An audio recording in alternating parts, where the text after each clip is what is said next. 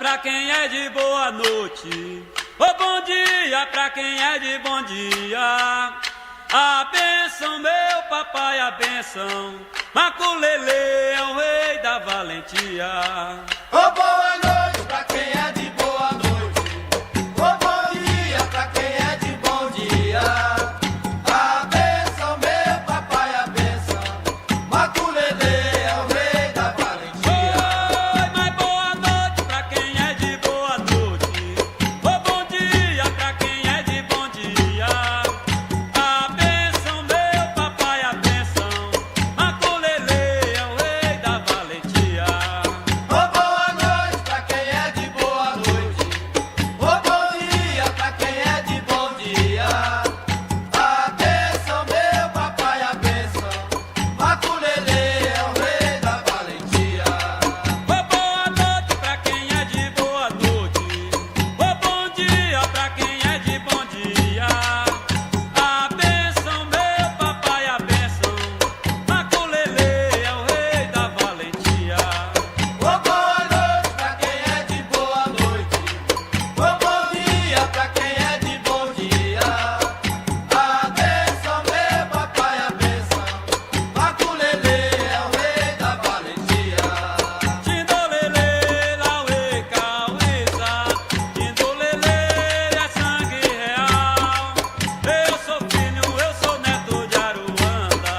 Tindolele, lauê, cauíza. Ei, cauíza, onde é que veio? Eu vim de Angola, E tarará, de onde é que veio? eu vim de Angola, Birima, onde é que veio? eu vim de Angola, E caveirinha, de onde é que veio? eu vim de Angola, E morotó, de onde é que veio? eu vim de Angola, E o bolinha, de onde é que veio? eu vim de Angola, Maculele, de onde é que veio?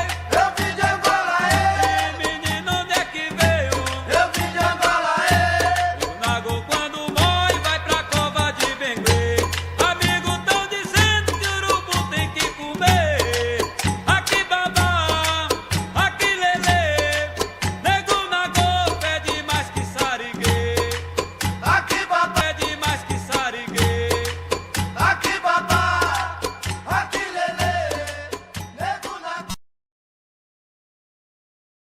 Sou membro do Centro de Investigação sobre Desenvolvimento Infantil e Educação Infantil lá da USP de Ribeirão Preto. Estou aqui com as parceiras. A Lia é a técnica, super técnica nossa, que tem nos ajudado nesse grupo de estudo. Estou também com a Ângela, que é do NEGRE, não é? Que é do Núcleo de Estudos de Relações Gêneros, Raça e Idade, que estuda e mantém viva os pressupostos da Fúvia Rosenberg. Também está aqui com a gente Mônica Mello, que é do Betita, lá de Sacramento, um coletivo muito bacana da Carolina Maria de Jesus, e também a creche da USP de São Carlos, Liliana, Beatriz e tantas outras colegas que vão entrando aí. Nós estamos chegando no 6º capítulo, eu tenho uns lembretes aqui que sempre fica, né, lembretinhos das outras reuniões. A gente, só para lembrar dos conceitos, a gente vem tratando desde o primeiro encontro, lá em agosto, Jô, que está chegando hoje, de conceitos como lugar de fala, de conceitos como decolonialidade, de conceitos como infanticídio, conceitos tratados pela Rita Segalo, que é o livro que a gente estuda, né? E nesse capítulo de hoje, que é o Édipo Negro, né, nós vamos ver muito conceito forcluir, que a gente já viu também, né? Forclusão. O forclusão do nome da mãe, por exemplo, que a gente viu no capítulo passado, né, de grupos de meninas que na verdade tinha a paridade entre o pai e o tio, e ela era, na verdade, batizada pelo tio, o irmão da mãe, e isso deixa da menina de não ter esse sobrenome. Então, aí o forcluir, o excluir, é todo um conceito que tanto a sociologia da infância quanto a antropologia utiliza. E essa noite para falar do Édipo Negro, que é a capa do livro, né, gente? O Brasil cabe nessa foto, que é uma ama de leite, uma mulher negra com uma criança branca. Se a gente andar pelo litoral desse país, a gente vai ver N exemplos desse tipo. Então, para falar com a gente sobre o Édipo Negro e todos esses conceitos, a gente convidou a Ângela, aí vai fazer a mediação, e depois eu acho que cada um se apresenta, o Liomar Quinto, tá, que vai comentar sobre o Édipo Negro, as coisas que a Rita Segato coloca, a Joélia, gente, Rodrigues, que eu falei tanto, e ela pôde estar aqui com a gente, eu estou muito feliz, Joélia, que é uma página sindicalista do CEDIM, que é um sindicato que já tem 20 anos, super querido nosso, da educação infantil. Está lá a Claudete Alves, que foi por 2 vezes vereadora do município de São Paulo. E a Joélia Rodrigues, ela tem muita história para contar. Ela vai depois se apresentar, mas ela, imagina que ela foi paje na época que tudo isso começou, paje, recreacionista, ADI, né, Joélia? Tem uma história comprida dentro dessas conquistas e que os textos da Fúvia sempre cita, viu, Joélia, Ângela, está sempre falando do exemplo do município de São Paulo. A Rita Segato, ela tem um link que a Alia, no final, vai colocar, que ela faz uma síntese muito legal, viu, Ângela, Joélia e professor, ela faz uma síntese, eu acho que eu coloquei aqui, estou procurando, uma síntese muito legal num link último do item 6, tá, Alia? Depois você coloca, onde ela vai resumir muito bem esse capítulo. Então, quero dar boa noite para vocês, bom trabalho para nós que está aí na sala. Essa sala, às vezes, chega a entre 10 a 50 pessoas, tá, Joélia? Você que está chegando, o Liomar também. E depois nós temos sido bastante visitadas, tá? Então, é muito interessante estudar esse livro, com esse diálogo, Ângela, com os pressupostos da Fúvia, porque a gente vê que tem muitos colegas visitando a gente, pensando também nos conceitos tão falados, né? O conceito da decolonização é um conceito muito tratado também hoje na psicologia do desenvolvimento, na psicologia social, não é? Em tantas outras áreas de conhecimento que trata de infância, de desenvolvimento humano. Então, vou passar a palavra diretamente para a Ângela e vou sair um pouquinho, mas estou acompanhando vocês, tá? Muito bom trabalho para todas e todos. E podem se apresentar cada uma, tá, gente? Cada uma.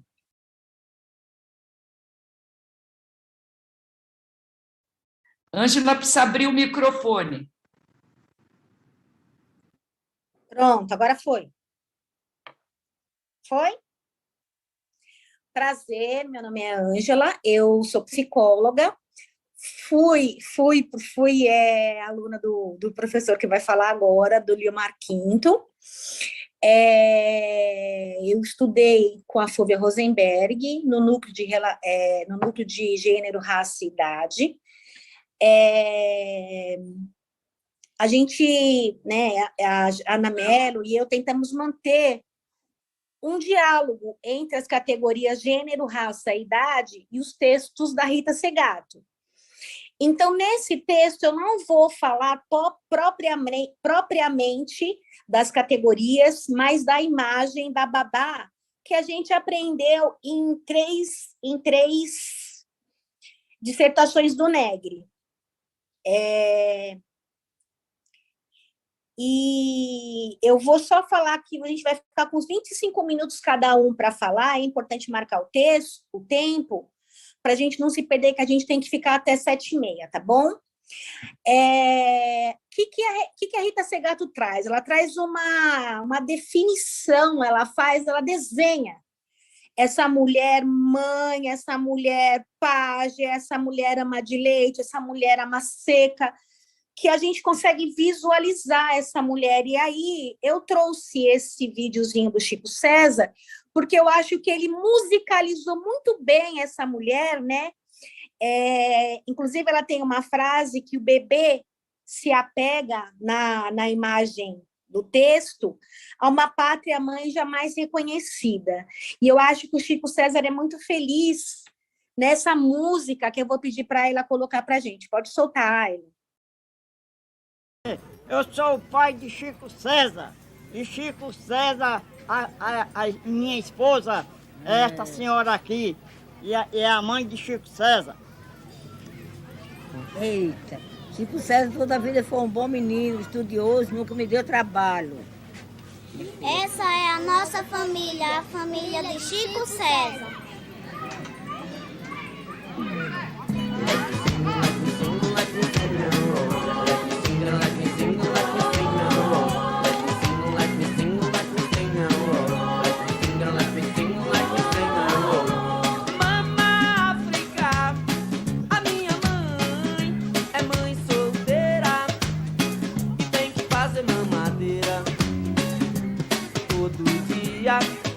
Além de trabalhar como empacotadeira nas casas Bahia. Mama África, a minha mãe é mãe solteira e tem que fazer mamadeira todo dia. Além de trabalhar como empacotadeira nas casas Bahia.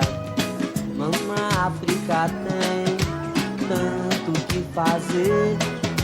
Além de cuidar do neném, além de fazer dengue, filhinho tem que entender. Mama África vai e vem, mas não se afasta de você.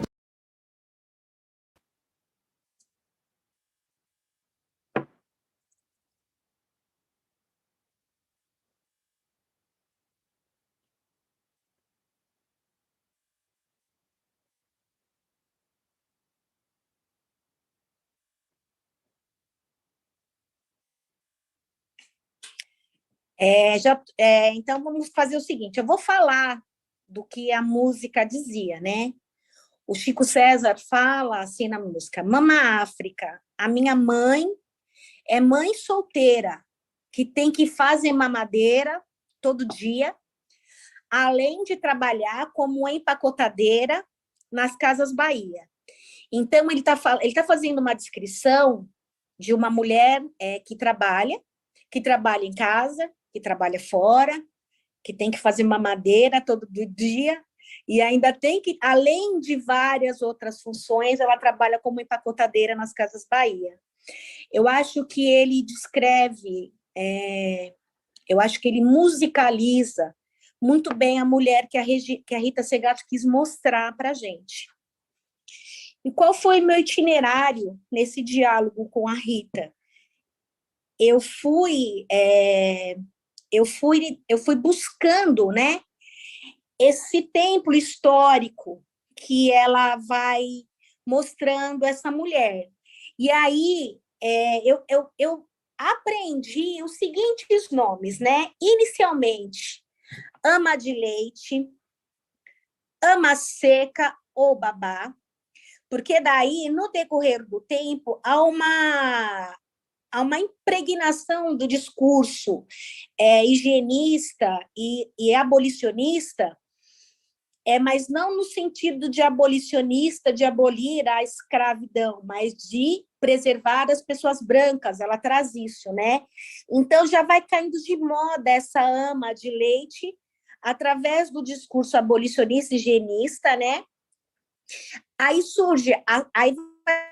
vão surgindo, né, nos textos dela, a palavra mãe preta, que ainda nos tempos de hoje é muito comum falar, mucama, também ela usa, aí ela vai falando que com o tempo isso vai mudando, né, são hábitos consolidados, né, há 3 séculos, ela fala. Então, assim, a ama de leite, a ama seca, ela vai pulando no tempo e vai fazendo atividades domésticas, né? Em algum momento, são meninas que trabalham para ganhar menos, né? É uma transição, na verdade, de um trabalho não remunerado, que em 2100 era predominantemente feminino, feminino de cor preta ou parda, né?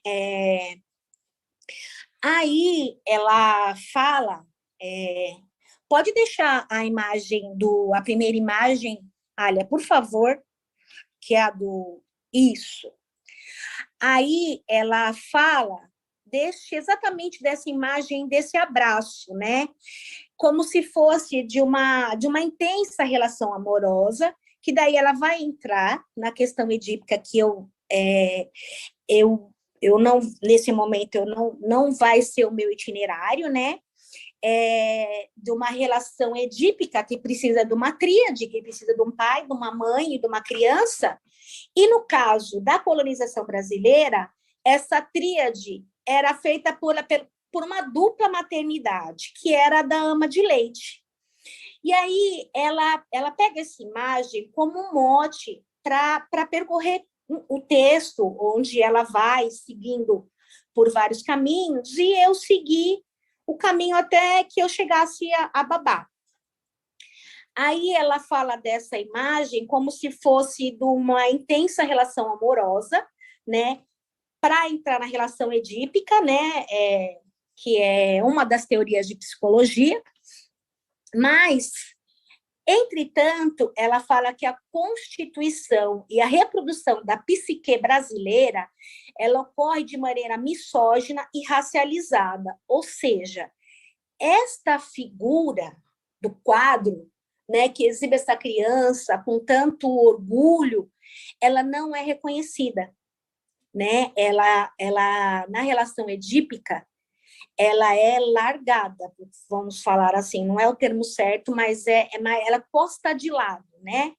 Simplesmente porque ela não é reconhecida na família. O trabalho dela de mama de leite, de ama seca, seja qual for o nome no decorrer do tempo, e a gente pode falar até a modernidade, esse trabalho, se a gente chegar nas babás, ele até hoje ele ainda não é conhecido como um trabalho valorizado, segundo a Rita Segato, e eu vou trazer algumas dissertações do Negri que também que reforçam, né, essa minha elucubração, né? Aí está falando que ela vai dando continuidade para o texto, né? Falando que existe na Constituição da Psique brasileira uma mãe, né? Uma mãe que é branca, que é biológica, que é jurídica, e a mãe preta, que é a mãe não reconhecida, né? Ela está falando que até a metade do século XIX, elas eram denominadas amas secas, e havia uma aparente de relação de afeto, de amor e cuidado entre as crianças das famílias brasileiras. E aí, a junção dos discursos abolicionistas e higienistas, eles mudam esta relação e passam a falar que as pessoas brancas elas seriam contaminadas por esse envolvimento tão próximo com pessoas negras, né? E ela fala de contaminação e corrupção de pessoas brancas por essa convivência com pessoas negras, né? E aí ela vai falando de hábitos que são consolidados no decorrer dos séculos, que eu trouxe os nomes exatamente para falar isso, que vai havendo uma evolução ou uma involução, né? Vamos dizer assim, que não é a gente não pode chamar de uma evolução. Esses nomes eles simplesmente vão sendo mudados no decorrer do tempo, mas a função continua a mesma e sem valorização, né?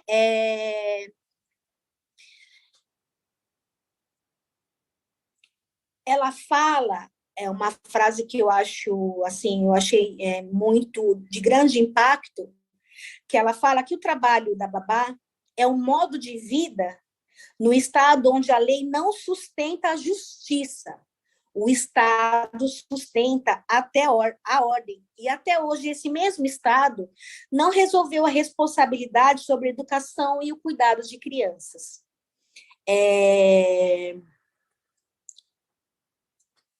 Ela faz uma observação que esta mulher, né, que cuida, que no decorrer do século cuida dessas, amamenta, cuida dessas crianças,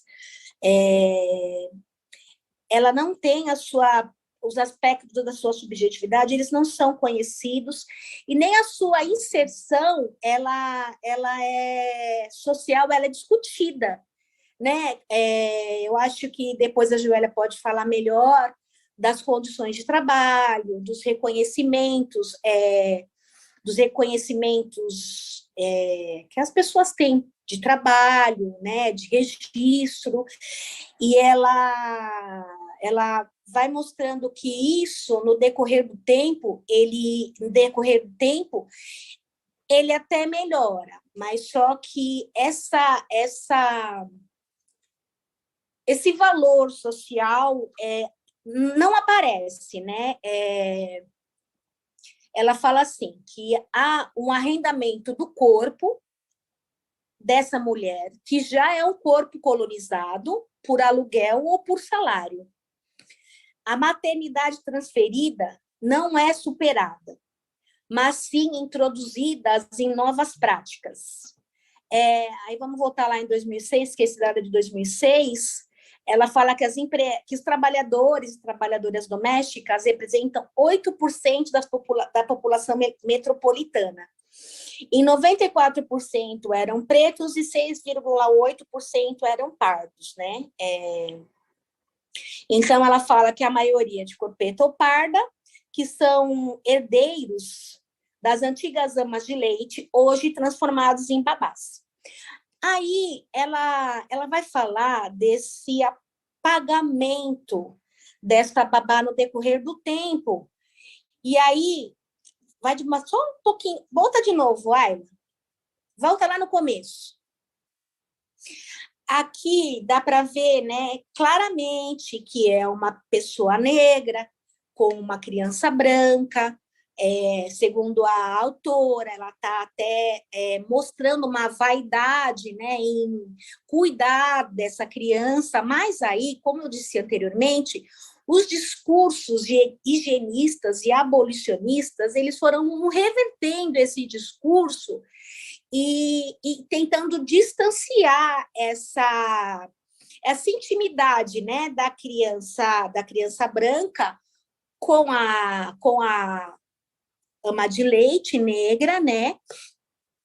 Tudo isso por conta de um discurso de preservação da pessoa branca.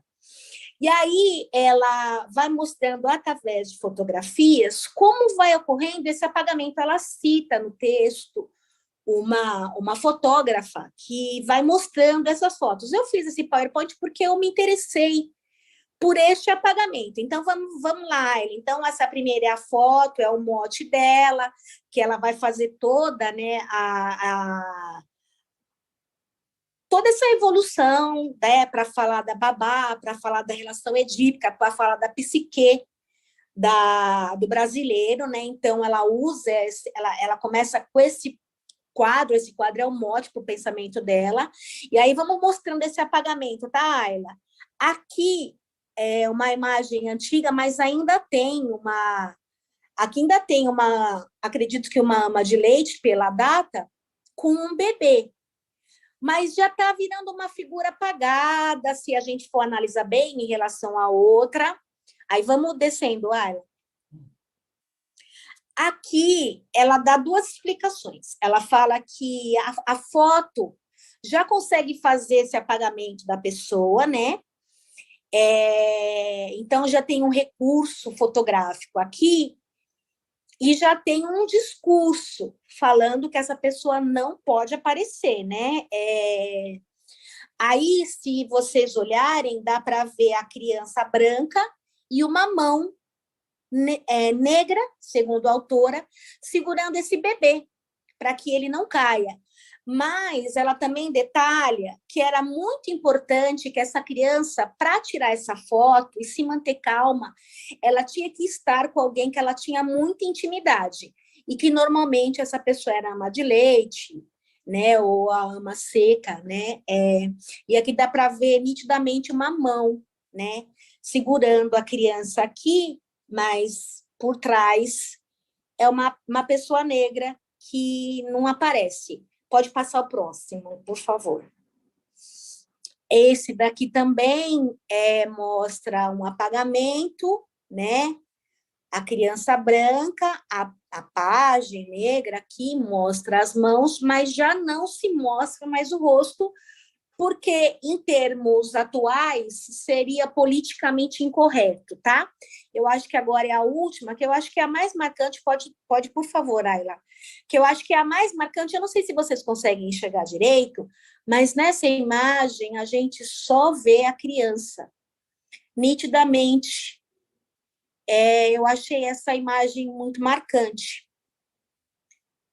Aí ela fala assim: discursos higienistas e abolicionistas promovem um apagamento intencional da ama de leite, que deveriam contribuir com a pose, mas não deveriam aparecer na imagem. Só para terminar minha fala, eu vou falar das pesquisas do Negri, que quando a gente ia fazer análise de texto, análise de discurso, a gente criava categorias de análise para ver se essas categorias apareciam nos discursos analisados.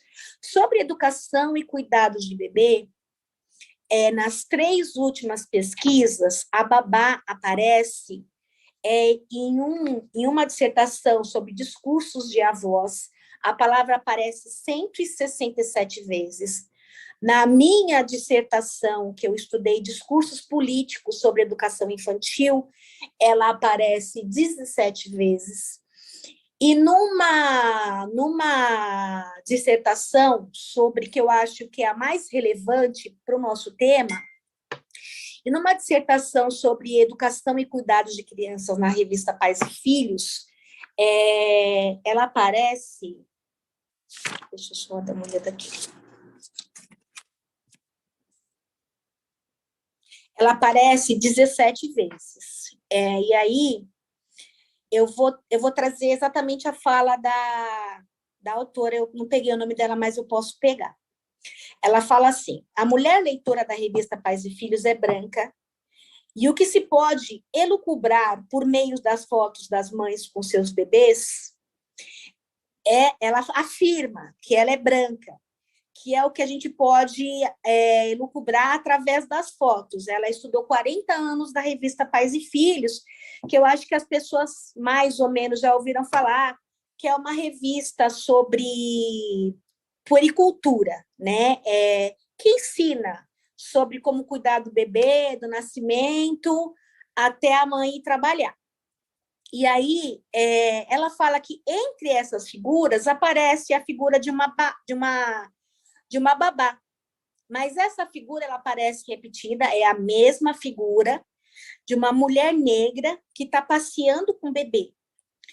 E aí, entre outros motivos, né, entre outros discursos aprendidos nessa dissertação, ela fala que esse apagamento, como a gente vê aí no decorrer do tempo, se mantém. A babá, ela não aparece, né? Ela não é relevante para a família, no caso aqui da revista brasileira. E aí, como eu já falei anteriormente, a gente estuda ideologia como posições assimétricas de poder, né? Então, ela fala que a revista sustenta relações assimétricas de poder e, portanto, ideológica, né? Sobre a mulher negra em posição submissa. Ela também fala que sustenta relações assimétricas de poder de gênero e de idade, porque a criança que é vista como como indefesa, como insegura, né? Não é o fator mais relevante para a revista. Isso, é essa minha fala, né? Aí eu vou passar agora para a Joélia. Eu acredito que eu respeitei meu tempo, pulei um pouquinho, mas é isso que eu queria falar. Obrigada, gente. Olá, boa noite, todas e todos. Eu sou Joélia, eu fui convidada pela professora Ana Mello e pela Ana Cristina, do Sindicato da USP, para participar hoje aqui com vocês e falar um pouquinho da trajetória, especificamente da minha trajetória na educação infantil e como andam as coisas hoje em dia após esse período. Não é um período muito curto, mas eu vou tentar dar uma organizada aqui sobre as ADIs, as páginas e ADIs, hoje professoras da educação infantil da Rede Municipal de São Paulo, e como isso se deu. A professora Ana Mello eu conheci na gestão da Marta Suplicy, na formação do curso dos trabalhadores da rede pública, que ainda não estava resumidamente como professores da rede pública. Então, eu conheci a professora Ana Mello na formação desses trabalhadores na transição da rede da educação infantil, da Secretaria do Bem-Estar Social, para a Secretaria Municipal de Educação.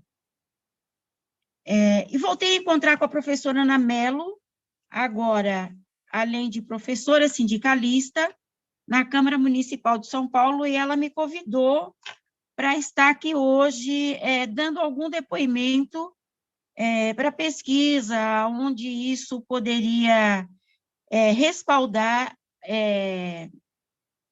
para alguns pesquisadores que estão estudando também as empregadas domésticas, e como isso tem se dado hoje, para que a gente possa, de forma positiva, reiterar essa história e deixar respaldada também na pesquisa. Quando esse grupo, que a professora Ana Mello participa, ela falou, olha, é um grupo que dá continuidade à pesquisa da professora Fúvia Rosenberg. Falei, interessante, porque eu conheci a professora Fúvia Rosenberg logo assim que nós transitamos para a educação infantil. Isso foi um período um pouco longo, né? Não foi tão simples. Eu iniciei a minha vida profissional em uma fábrica de costura. Eu não sou paulista, nem paulistana, eu sou baiana, eu sou uma mulher periférica, eu sou uma mulher negra, e logo depois eu trabalhei em um banco, né, eu fui bancária, e depois eu vim para um setor da educação infantil de convênio. Em 1998, aproximadamente, no início do governo da Luísa Erundina.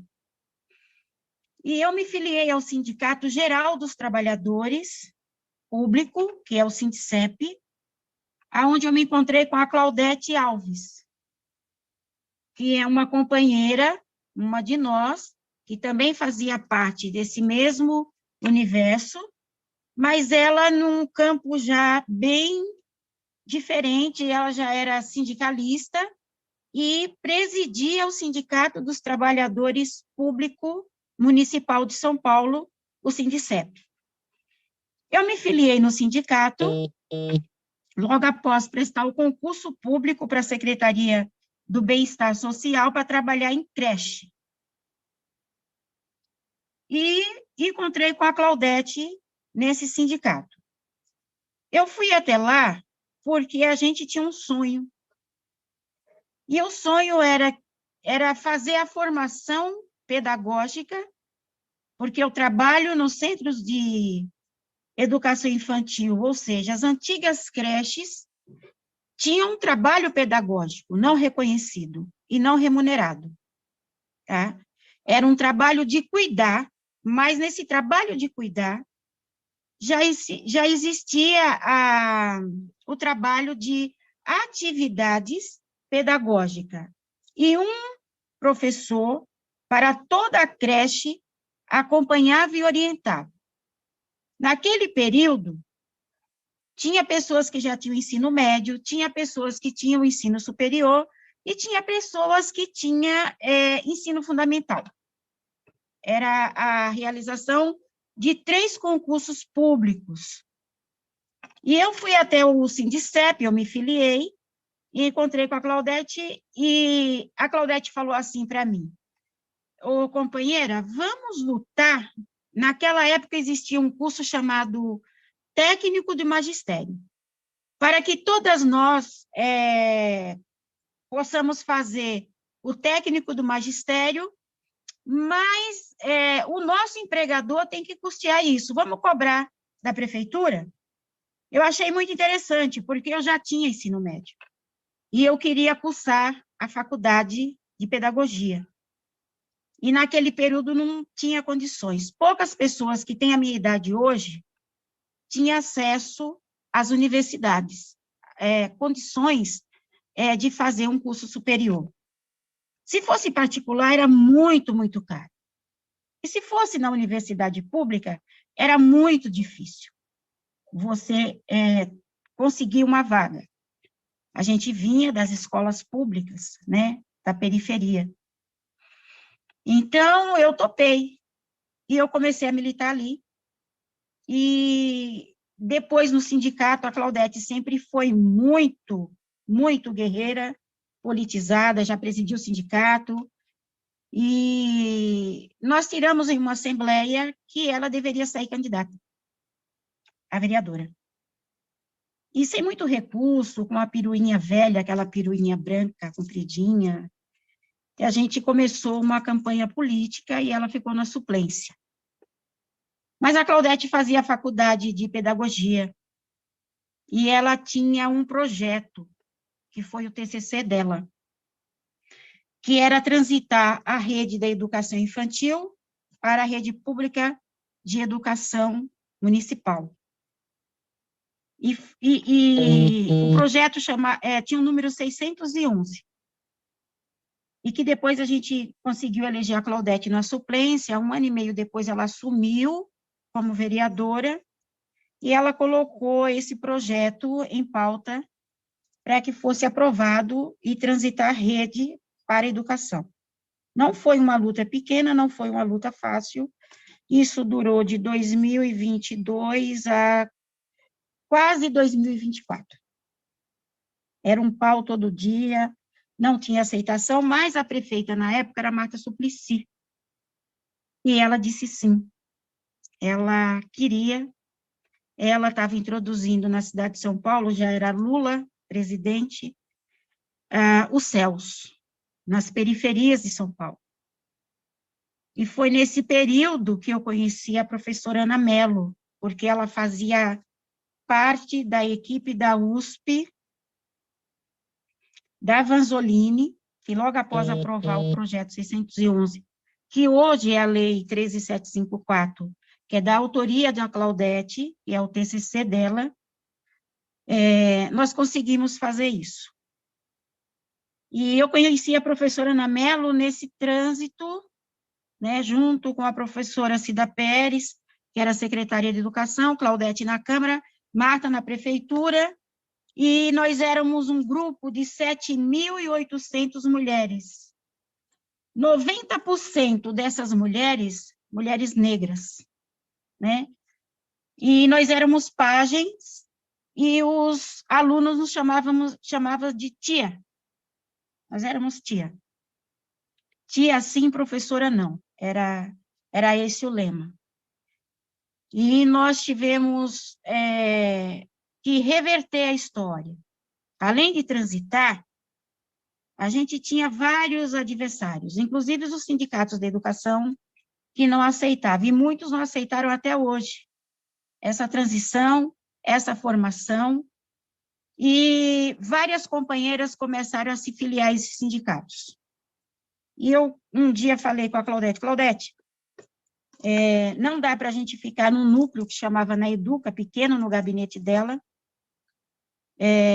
No próprio sindicato do funcionário público, o Sindicep, não dava para ficar, porque havia muita divergência, o pessoal da saúde queria que ela fizesse a mesma coisa, o pessoal da funerária queria que fosse feito a mesma coisa, e um processo desse não é simples, não é fácil, não é rápido, não existia legislação. Então, parte dessa legislação, além da lei de diretrizes e base, que respaldava, mas na rede pública municipal não tinha legislação que respaldava essa educação infantil, que eu falo de zero na educação. São Paulo era pioneiro, e a gente tinha muita gente que não aceitava e não queria, e que dizia que tinha que ser um profissional para cuidar fisicamente da criança e outro profissional para cuidar pedagogicamente. Então, teve que se criar respaldo legal e criar uma carreira, aonde essa carreira nós deixamos de CEPAGem, ADI, e foi criado o PDI, porque o PEI, que é professor de educação infantil, não podia colocar nomenclatura, porque os nossos adversários, o Sindicato dos Profissionais de Educação, né, mais especificamente Cláudio Fonseca, ele queria que houvesse um novo concurso público para regulamentar, e sendo que todos já eram regulamentados. Então, nós não aceitamos. Então, foi criado o cargo de PDI, que é professor de desenvolvimento infantil.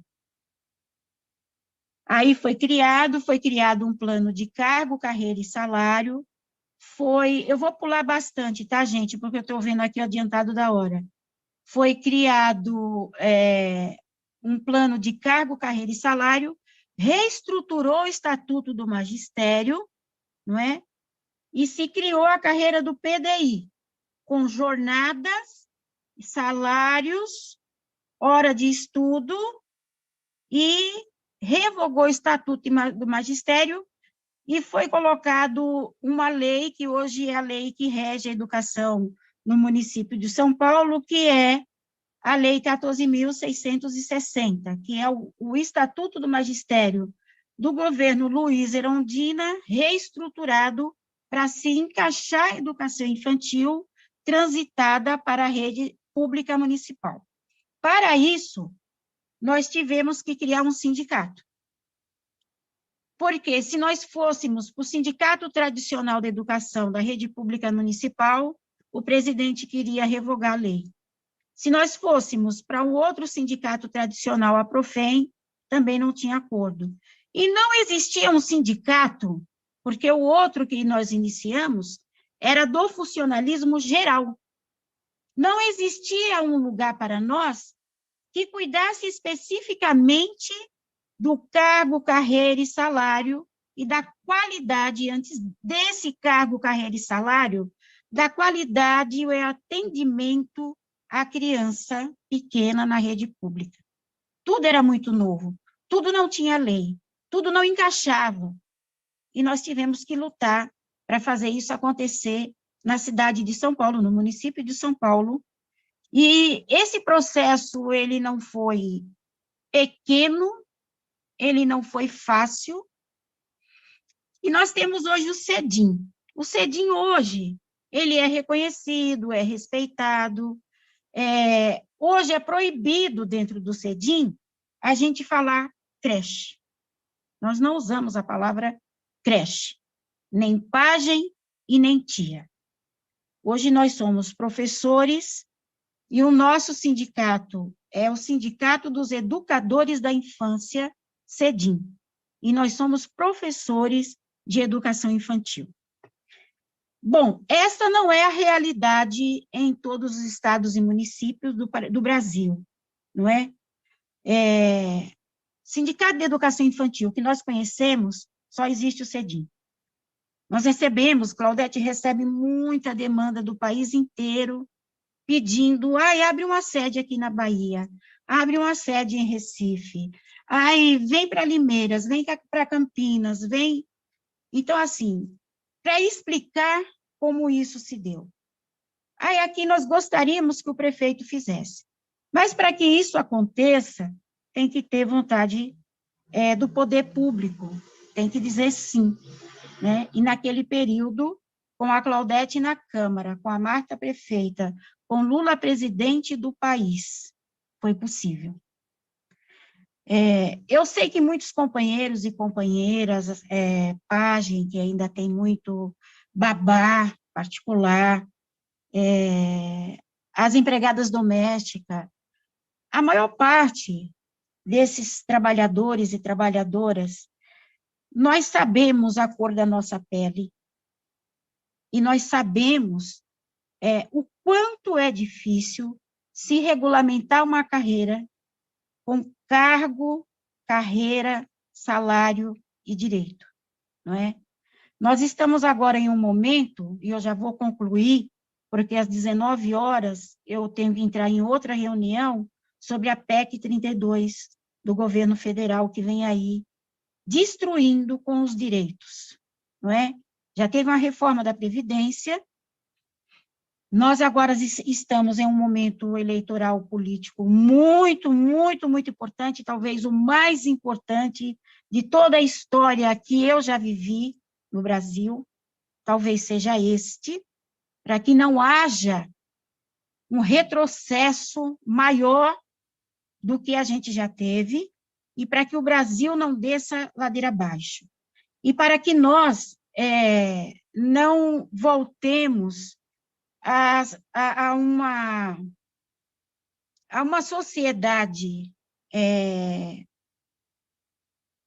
sociedade muito, muito antiga, não é? Sem direitos, de revogar direito trabalhista, de revogar o 13º, férias, de tirar todos os direitos, inclusive o direito a se aposentar, com o ministro da Fazenda, não é, que já fez um trabalho bem à cara do que está sendo proposto agora no Chile.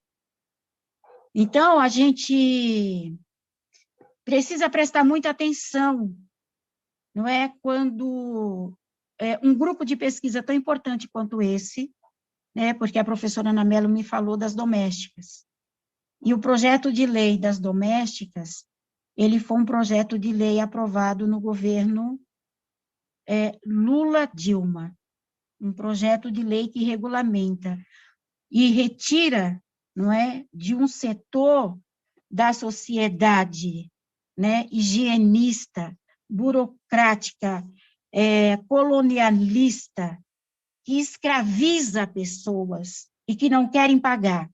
E que agora o Bolsonaro deu a oportunidade dessas pessoas explicitar publicamente os seus desejos escravocrata, de retrocesso, de escravidão. É isto, em palavras muito simples, de uma pessoa como eu, uma mulher negra, periférica, que vim desse processo. Eu não sou dessa cidade, eu, inclusive, sou nordestina, não é? Quando a gente presencia regiões do nosso país que explicita isto, publicamente não aceita. Não aceita o quê? Quando o Lula foi preso, eu fui a Curitiba, junto com a companheira Claudete, mais de 10 vezes. E eu sabia, sempre soube, pela minha trajetória de vida, que o homem Lula sofreu na pele 500 dias de prisão. Mas eu sabia que ali estava aprisionado os nossos direitos. A prisão dele era isso. Então, companheiros e companheiras, esse é um grupo de pesquisa muito importante da professora Fulvia Rosenberg, que eu tive a honra e o prazer de conhecer já no CEDIM, né, com a sua pesquisa, falando de cabelo, falando do cuidado com a criança pequena, falando da pedagogia e da psicologia no atender a uma criança que tem que ser o melhor pedagogicamente, a melhor formação para a menoridade, aonde nós desenvolvemos um ser humano de 0 a 5 anos, o seu intelecto, não é? Então, passa por nossas mãos na educação infantil. O nosso trabalho é muito importante, como o trabalho da doméstica é muito importante, que cuida de filhos de pessoas, não é? Como o trabalho das pajens, que atende famílias em particular. Então, esse é um processo, e é um processo que aqui não dá para falar, não é? De todo esse histórico, são 37 anos de trajetória. Mas o CEDIM está lá, se vocês quiserem depois convidar a professora Claudete. A professora Claudete é uma autoridade, é uma pessoa pública, é escritora, é autora de vários livros, inclusive na área racial, né? É formada pela PUC, é mestre pela PUC. Ela também pode dar uma contribuição, mas eu estou dando aqui esta pequena contribuição enquanto pajem, ADI, bancária, professora, sindicalista, hoje. Mas a história não acaba aqui, não é? Então, eu vou encerrando minha pequena falinha por aqui, não sei se deu para vocês compreender um pouco dessa trajetória, né? Vocês são pesquisadores, eu sou uma professora, sindicalista, me tornei sindicalista pela necessidade dessa trajetória. Tivemos que fazer um sindicato para atender esta categoria especificamente e regulamentar, formar, né? E isso não está pronto, isso não acabou, mas nós estamos lá, tá bom? Não sei se vocês têm alguma pergunta, porque às 19 horas eu entro em outra reunião.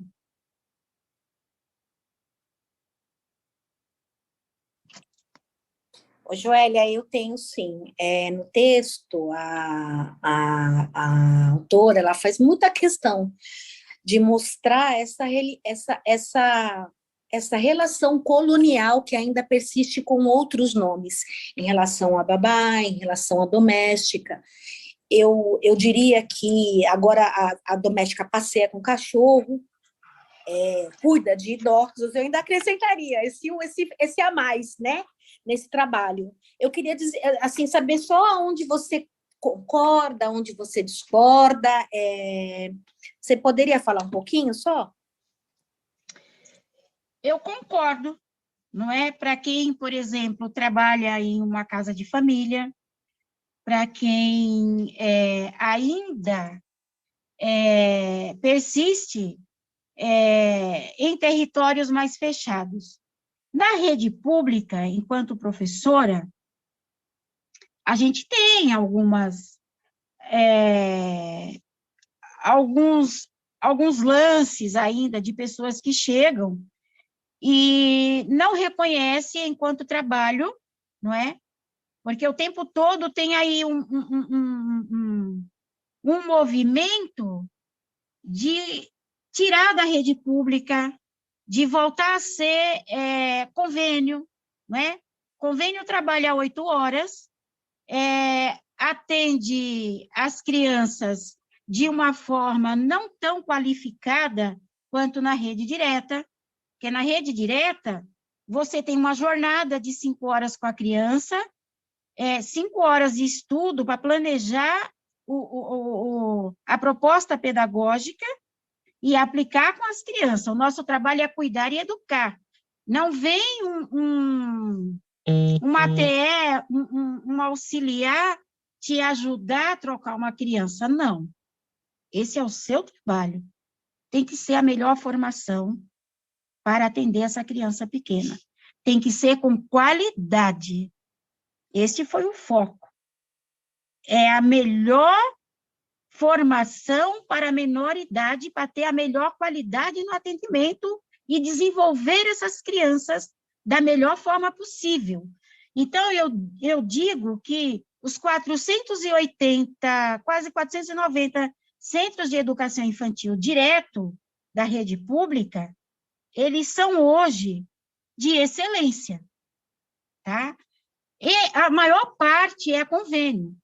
O governo não se importa de fazer esse atendimento com concurso público, com formação, e não é um concurso público simples, não é, é o concurso público mais difícil hoje que tem na rede pública. Também é o maior padrão de salário da rede pública, é o dos trabalhadores da educação infantil. Você não disputa a jornada. Você entra ganhando pelo maior padrão de salário, carrega direto para a aposentadoria e se aposenta por ele. Não é como no restante da rede, que você entra numa jornada chamada básica, que é menor, você passa ali uns 3, 4, 5 anos para você ter a pontuação e poder acessar um salário da melhor jornada. Na educação infantil, não. Mas nós somos menores, nós somos mais novos na educação, mas nós somos um grupo de mulheres, 99,9% negras. E a gente diz que a gente é meia sem juízo, meia doida. Porque a gente não tem, você não tem vida, você respira isso 24 horas.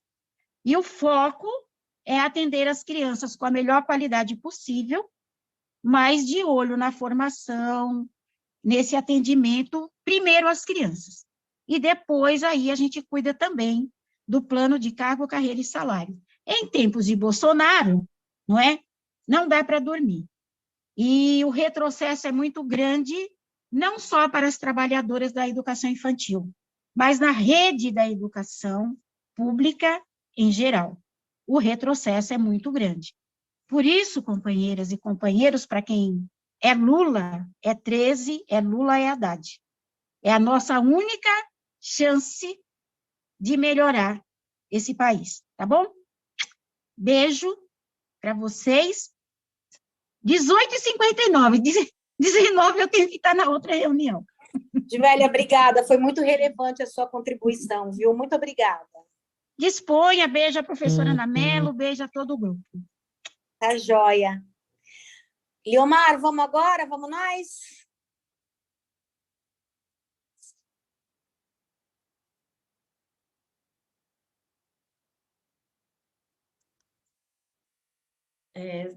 Leomar, tem que ligar o som. Eu vou fazer o pedido aqui para ativar o teu microfone. Tá.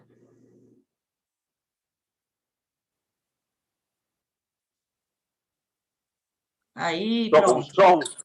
Tá. Então, boa noite a todos, né? Boa noite. Em primeiro lugar, eu quero agradecer. Estão me ouvindo? Sim. Tá. Quero agradecer o convite da Ângela e de vocês, né? E quero falar algumas coisas muito importantes, assim, que eu considero muito importantes. A primeira coisa é que eu conheci a Fúvia lá na orientação profissional na USP, né? E eu queria falar um pingo disso de desenvolvimento da identidade profissional, tá?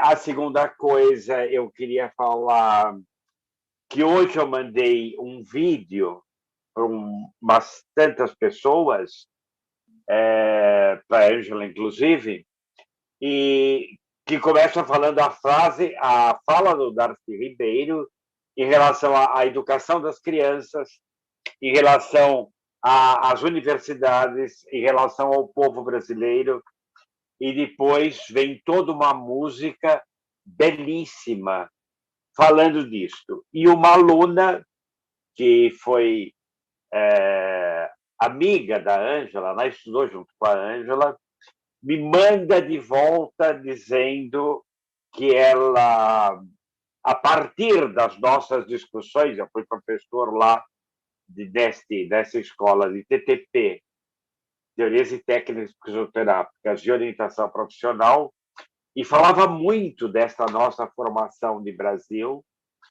E ela me disse hoje que, a partir das aulas lá, há 15 anos atrás, faz mais de 10 que eu saí de lá, ela começou a reparar nela, que sempre se viu e foi registrada, e a família se fala branca, né? Ela começou a perceber os olhos delas puxados, né, pelas nossas discussões em aula, das nossas mestiçagens de Brasil, né?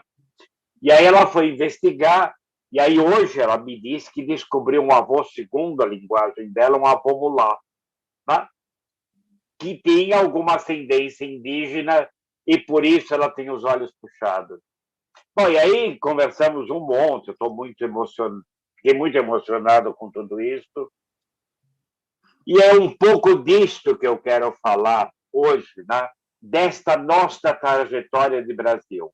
Quero brincar um pouco, que eu estava brincando com a Ângela antes de entrarmos aqui, que assim, eu não sei direito dizer a minha cor, né? E talvez assim. E eu queria falar por último, por ser homem e em muitos lugares ser considerado branco, que eu não podia, eu tinha que ficar falando depois da fala dessas mulheres, porque o texto é sobre mulheres e mulheres negras, e a ama de leite, que vira ama seca, que vira babá, enfim, toda essa coisa importantíssima da nossa história e toda essa ideia, né, de deixarmos de ser um corpo pensante colonizado, né? Podermos desenvolver teorias e técnicas que falem de nós brasileiros e das nossas questões de Brasil, né? Estou brincando com a minha cor um pouco pelo seguinte: eu já dei aula em muitos lugares do Brasil e é interessantíssimo, né, que, claro, cor, até no sentido da arte, a cor é contraste entre cores, né? Uma cor não é isolada, mas a cor aparece num contraste. E neste contraste e contrastes de Brasil, quando eu estava, né, agora faz tempo que eu não vou, mas quando eu dou aula no Nordeste eu sou meio considerado loiro. Quando eu estou no Rio Grande do Sul, dando aula, eu sou moreno. Em São Paulo, em alguns lugares, eu sou branco. Eu sou filho de português com italiano. Eu sou a primeira geração que nasceu aqui. Então, tem toda a mestiçagem com árabe, com judeu, e com toda a coisa de ser ibérico, né? E o ibérico na Europa não é considerado branco, né? E quando eu estudei na Inglaterra e na França, e lá eu era considerado, a minha pele era mate, eu tenho cor de mate, né? É como se na Europa eu fosse pardo, né? É isso. A minha pele é cor de chá, né? Eu tenho uma pele cor de chá, de mate. Enfim, isso é ser pardo, né? Então, o que é ser? De que cor estamos falando? De que gênero estamos falando? De que coisa nós estamos falando? E a importância desses textos da Rita Segato e do Édipo Negro, né? Eu conhecia a Rita, mas agora eu estou me dedicando muito mais a esse estudo e quero muito mais participar desse estudo com vocês, né? E é muito importante a fala da Rita Segato, do começo, quando ela diz que no Museu Imperial de Petrópolis, ela viu em cima do piano esta fotografia, esta pintura, essa fotografia, tem este retrato, ela fala retrato, desta ama de leite negra, com uma criança no colo, com um menino no colo. E ela reconhece a figura do imperador, Dom Pedro II, pela testa do imperador. É texto dela isso, ela está lá no prefácio. E quando ela vai atrás disso, tudo isso cai nesse esquecimento e ninguém tem nenhuma referência e diz que nada disso, que é como se fosse maluquice dela, né? Esse reconhecimento da figura do imperador. E ela só vai ter uma referência disso numa biblioteca americana. Tá?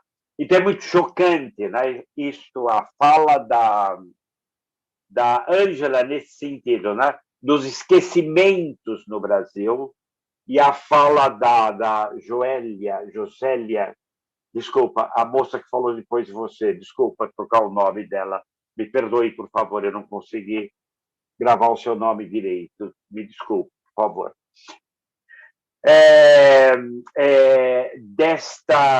Desta coisa de Brasil e dessa tentativa de Brasil de não reconhecermos as nossas origens e as nossas miscigenações, tá? E que isso é muito importante. Então, quando se fala nessa relação íntima, absolutamente íntima, que tinha a escrava, óbvio, negra, com o filho dos pais brancos, né? Esse texto, Édipo Rei fala disso muito bem, da forclusão disso e da exclusão deste lugar, desta mulher. Esta intensa relação afetiva entre os dois, que a Rita descreve muito bem nessa fotografia, né? O nenê, o menino, que veja, ele é um menino muito grande, né? Ele é uma figura muito grande para ser um bebê, né? Que também já é uma outra coisa a ser discutida, né? Um bebê desse tamanho, sei lá, é quase do tamanho de uma criança de 5, 6 anos, né? Mas está no formato de um bebê. O que podemos fazer uma associação com as imagens de presépio, que o menino Jesus é sempre muito grande dentro do presépio, tá? Então, a imagem do imperador muito grande do corpo da babá, né? Que já é uma coisa a ser discutida, isto é eu que estou falando, a Rita não fala disso. Ela fala da negação da figura desta relação.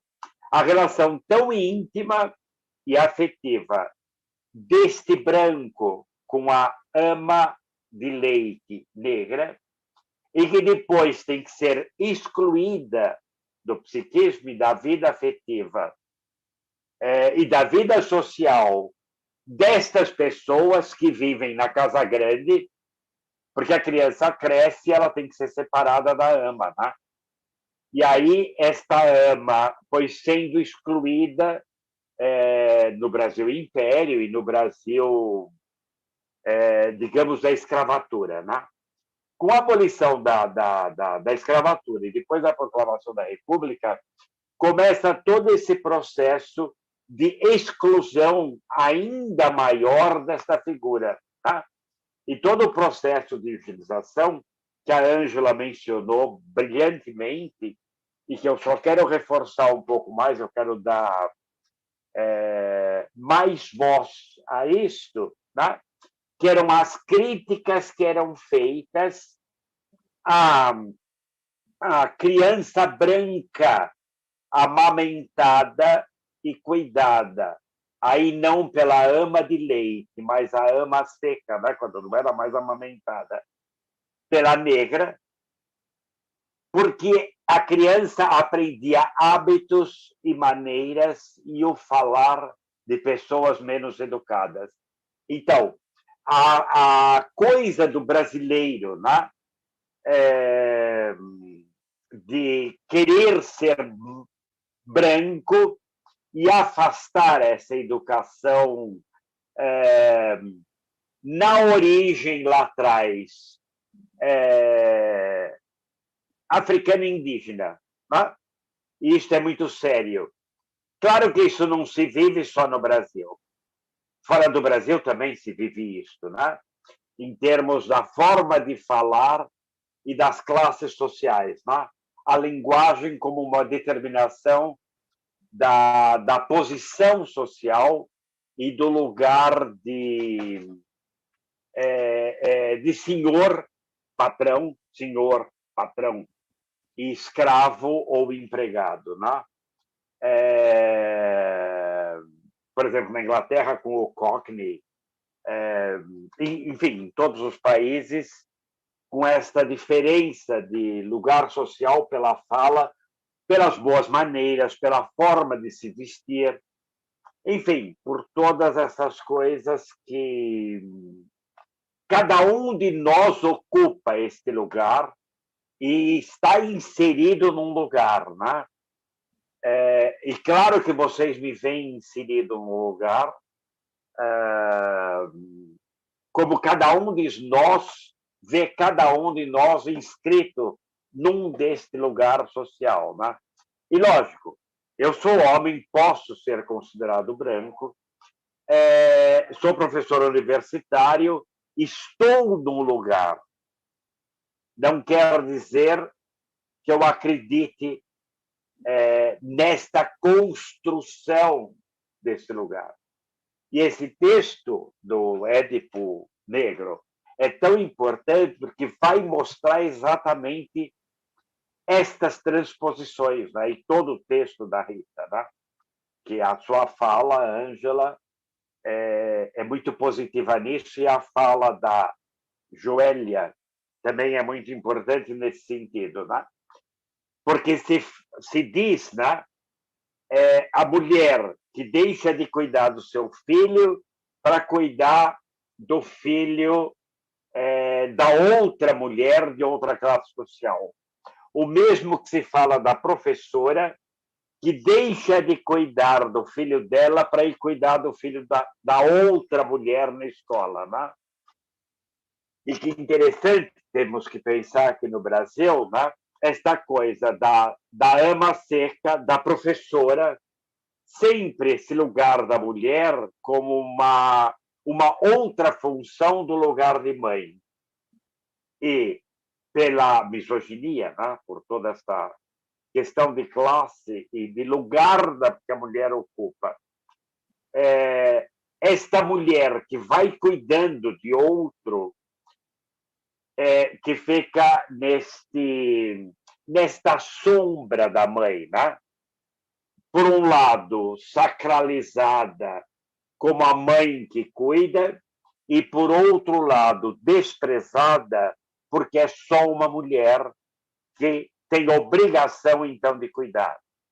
E no Brasil nós temos, historicamente, este lugar da ama seca, da ama de leite, da ama seca, da babá, que também podemos ter um paralelo com o lugar da professora, e até de uma outra questão, Ângela, das profissões ligadas às mulheres no Brasil. Tá? No Brasil, professora é um trabalho de mulher. Em outros países, não. O professor, desde a escola primária, também são homens. E no Brasil, preferencialmente a mulher, por este lugar da mãe. E eu até chegaria a pensar, como nós discutimos lá nos anos 70, já com a Fúvia, este lugar que a professora passou a ocupar no lugar de pedagoga e no lugar de psicóloga. Tá? Psiquiatra é uma profissão de homem porque são médicos.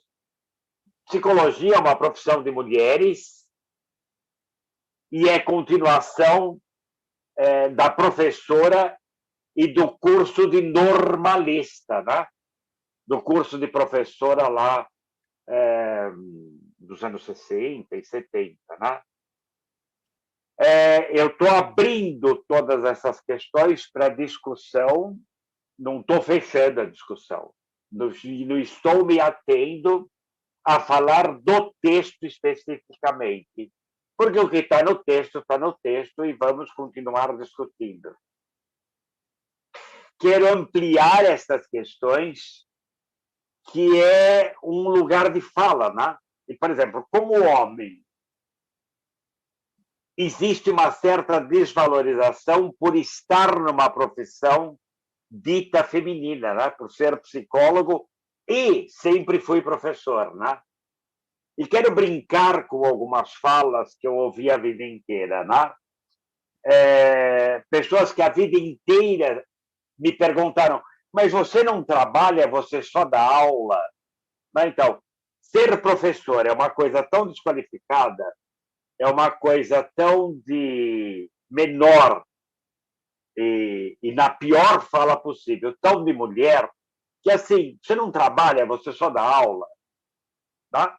E a outra fala seguinte, que é em relação ao psicólogo e à psicóloga. Né?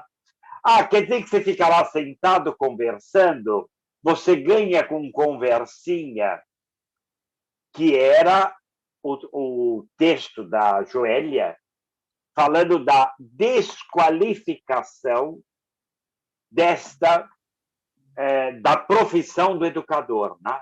E certamente o educador da criança pequena, do bebê, da primeira infância, da criança pequena, é o educador mais importante, como ela ficou o tempo inteiro falando. Porque toda a formação de um país, toda a formação de um povo depende dessa escola, deste lugar de amar agora, tá? Deste lugar de cuidado com a infância, dessa excelência da educação com a infância, para termos uma juventude sadia e um povo desenvolvido. Tá? Quer dizer, evidentemente que o lugar mais necessário do desenvolvimento de uma sociedade é a educação. Tá? Somos educadores, eu optei por esse lugar. E a educação é o lugar-chave para desenvolver isto. Por isto, a educação é sempre historicamente tão negada. Né? E agora aqui eu quero fazer menção a uma outra questão que a Josélia mencionou na má formação nossa no Brasil e a origem histórica disso. Que isto está, eu fiz questão de desenvolver este pedaço lá no meu mestrado em orientação profissional, em desenvolvimento de identidade profissional, lá nos anos 80, meu trabalho de mestrado é de 83, 85, tá? Que é isto, né? Quer dizer, depois da guerra, o Plano Marshall, que colocou o Brasil de satélite, de colônia dos americanos do atlantismo, né? O eixo Inglaterra e Estados Unidos, né? Séculos XVIII, XIX e XX. Né? E a partir do Plano Marshall, os planos Meck-Usaid, que foram desenraizando e acabando com a nossa escola pública, que teve uma excelente qualidade, sim. Com todas as questões do elitismo da nossa escola, a nossa escola pública era de excelentíssima qualidade. Eu sempre estudei escola pública, do jardim da infância à pós-graduação. Eu estudei na aplicação, eu estudei na Anhanguera, nos grupos primário, grupo escolar, na Anhanguera, na aplicação e na USP, e fora do Brasil, sempre em escola pública. E esta escola pública tinha uma excelência. Os planos Meck-Usaid, Ministério da Educação e Cultura, USAID, United States Agency for International Development, foram solapando e destruindo o plano de ensino no Brasil, a partir da reforma de diretrizes e bases que a Joélia fez menção, lá no começo dos anos 60, que nós brigamos muito com isso lá atrás. E a ditadura de 64, acabou com isso, desviando dinheiro do ensino público para financiar a escola-empresa, porque a universidade particular é a escola-empresa. Ensino não pode dar lucro, educação tem que ser investimento, que é o que a Joélia falava o tempo inteiro na formação do professor. Bom, já não quero me estender na minha fala, eu estou chegando aqui, não quero passar dos 25 minutos, e todas essas questões que eu estou levantando é para nos dedicarmos e estudarmos em termos de todo esse desenvolvimento. Quando lá em psicologia, né, eu trabalho com teorias e técnicas de psicoterapia, identidade profissional, e todo o meu trabalho com terapias expressivas é esta decolonização do ensino universitário e de podermos desenvolver teorias e técnicas levando em consideração a nossa formação de Brasil e sairmos deste lugar de colonizados, né? Sem negar toda a importância da formação da escola europeia, evidentemente. E eu fui criado para amar tudo isto e ter esse interesse. Afinal, eu sou a primeira geração do Brasil. E fui criado para gostar de línguas e arte e tudo mais. Mas não podemos esquecer a nossa raiz indígena e a nossa raiz negra, a nossa mestiçagem.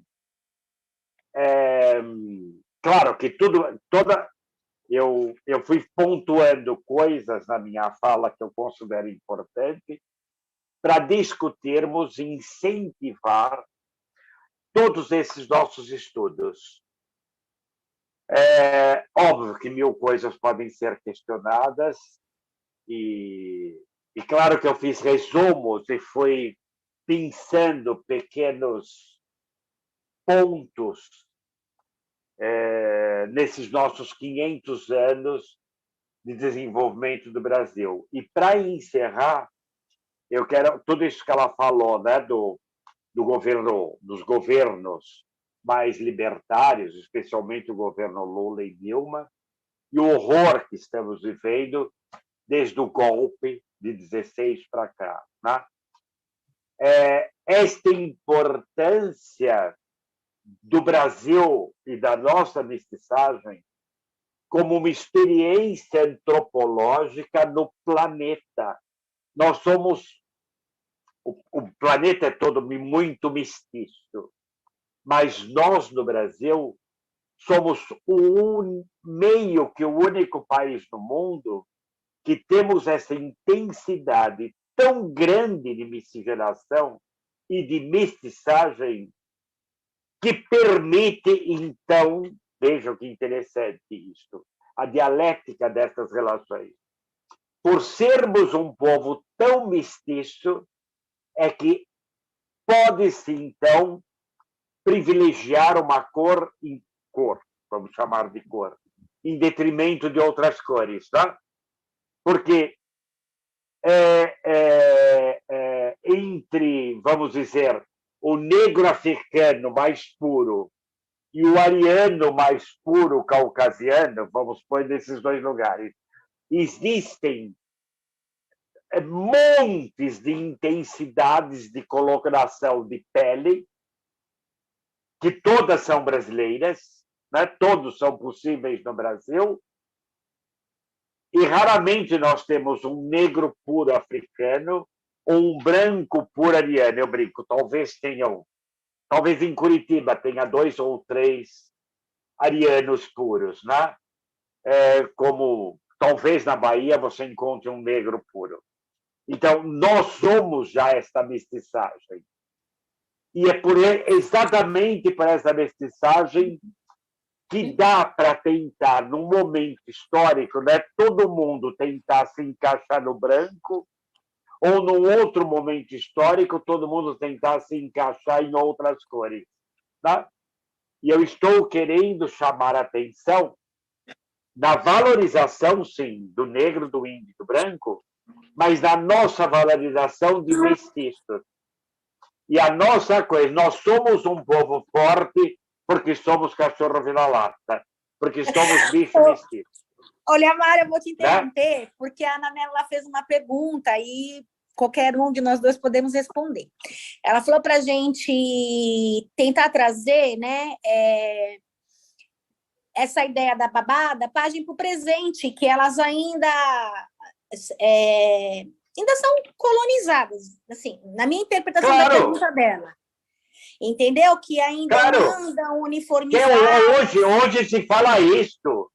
Hoje se fala isto. A mulher de classe média dita branca que vai trabalhar e que fica culpada porque ela deixa um filho na mão de uma nordestina burra, sem cultura, sem maneiras, criando o filho dela. Percebe? Quer dizer, este lugar horroroso que tem uma mulher, né? A branca tem que ser culpada porque abandonou o filho e deixa o filho na mão desta outra mulher, desta segunda mulher, de segunda categoria, porque é nordestina, e aí é quase sinônimo de parda, e menos culta, e menos elegante, e de cabelo ruim. Né? E aí a filhinha dela vai querer ter cabelo ruim porque ama a empregada, né?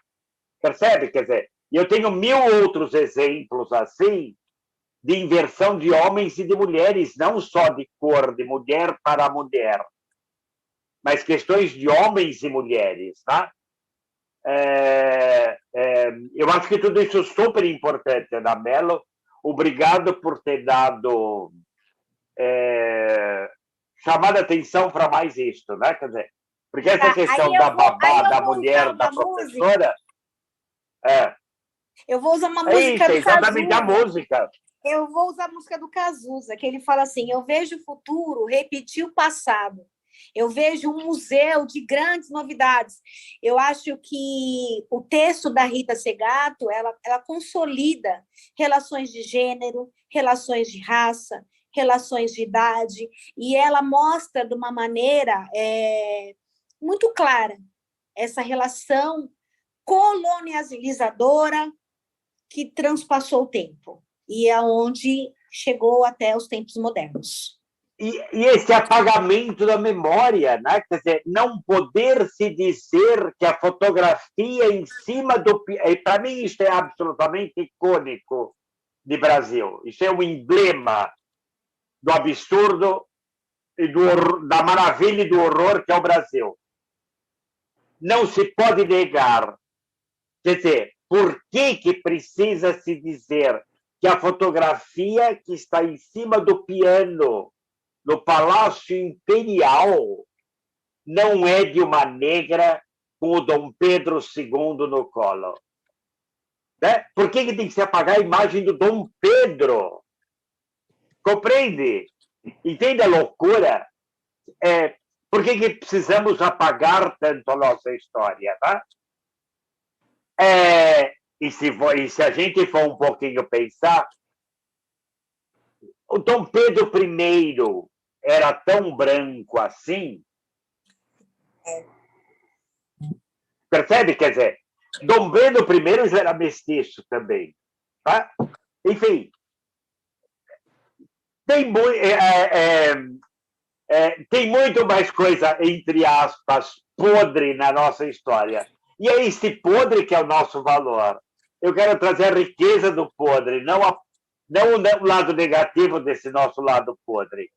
Mas por que escondemos tudo isso, enfim? Né? Quer dizer, Dom Pedro I era branco e a nossa família imperial era tão branca assim.